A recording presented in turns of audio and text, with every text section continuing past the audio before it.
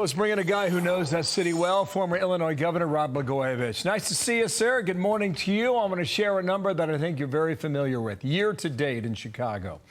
Motor vehicle thefts up 133%, total crimes up 46%. I saw a poll, two of them in fact, that show about 50% of the voters in Chicago think crime's the number one issue. 50%. Yeah. Why isn't that number 80%?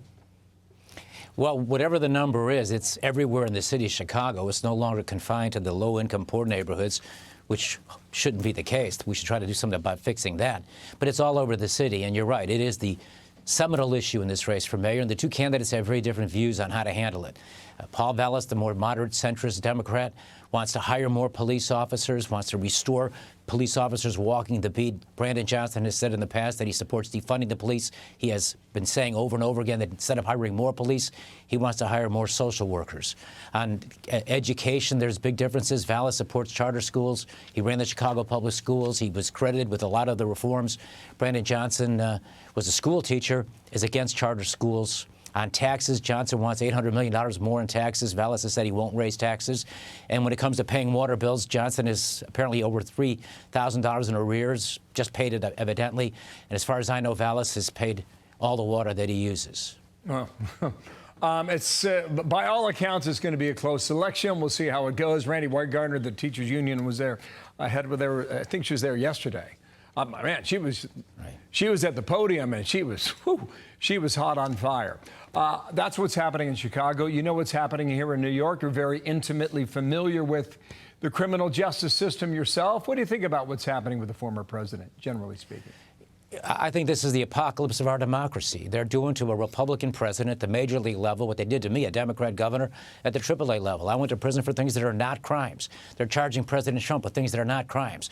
One positive thing I suppose you could say about the DA over there, Bragg, is that he keeps his campaign promises. Here's a guy who ran on a campaign promise to charge President Trump.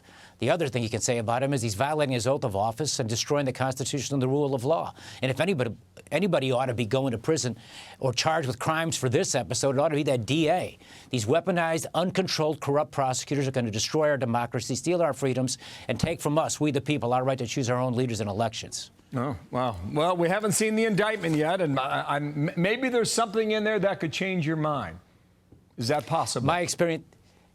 Yes, of course, it's always possible, but my experience informs me deeply that there won't be anything in there that's criminal. This is a private matter with private money, and incidentally, there's something like $15 million in a fund in Congress that actually pays, with taxpayer money, congressmen paying off people, hush money, who've said that they've sexually harassed or done other things to them. The idea that they would criminalize this in Trump's case, and these hypocritical politicians who are going along with that, my own party, Democrats, selfishly exploiting this for political reasons, is really disgraceful because the stakes are high. This isn't about winning elections. This is about our freedom, the rule of law, the Constitution, and self-government. About 4 hours away from that going down. Nice to see you again. Hope you're well. And your second Thank you very much. Rod Blagojevich, thank you for your time. Great to be home. I'm Steve Ducey. I'm Brian Kilmeade. And I'm Ainsley Earhart. And click here to subscribe to the Fox News YouTube page to catch our hottest interviews and most compelling analysis.